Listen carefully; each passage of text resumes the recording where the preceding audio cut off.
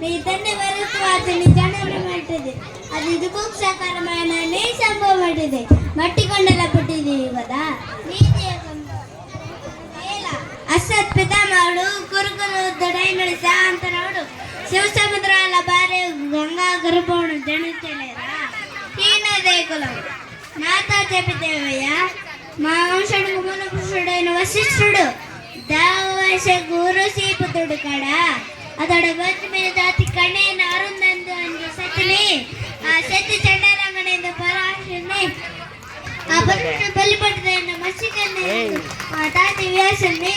ఆ వ్యాసుని మాట్లాడిన మా పితమైన అంబేద్కర్ మా తండ్రిని పిడుగుతమ్మ అంబాలిగితో మా పెద్ద తండ్రి పాండరాజును మా ఇంటి దాసితో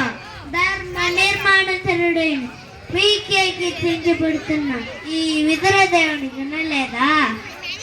సందర్భాసారమును బట్టి క్షేత్ర విద్య ప్రాంతంతో సంకరమైన మా కులంశము ఏనాడో కులహీనమైనది కాగా నేడు కులము వ్యర్థవాదం నిందలకు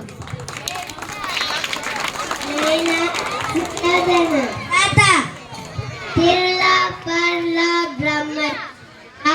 మనం విచారించేది కాదు అది నీ వల్లతో శాస్త్రపరిచే శాస్త్రం ఉన్న వాళ్ళే క్షత్రియులు అట్టే క్షత్రియులు రాజ్యం ఉన్న వాళ్ళే రాజులు అట్టి రాజులే సంపత్తులుగా అర్హులు ఓహో రాజరికమా ఆరంభించినది ఆయన మా సామ్రాజ్యంలో సజీవమైన సంపద వరాలపై వేలకొందు అంగరాజ్యం ముడిక్కుడే ఎత్తిని మోతాభిషేక్తిని గావిస్తున్నాడు సోదరా దశాసన అనర్గణాత్మ శక్తి కిరీటమును వేగము మా గంగుల సారవమ